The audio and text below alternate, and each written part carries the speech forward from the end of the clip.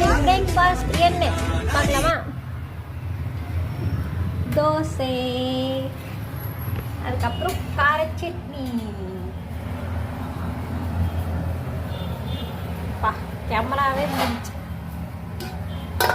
சுட சுட தோசை வித் காரம் சட்னி. மம்தா ஒரு காரம் தோசை போட்டாயா?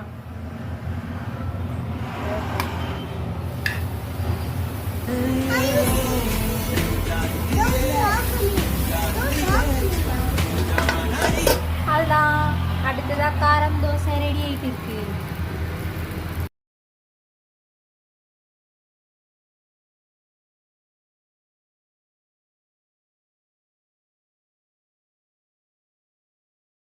தோசை பாய்.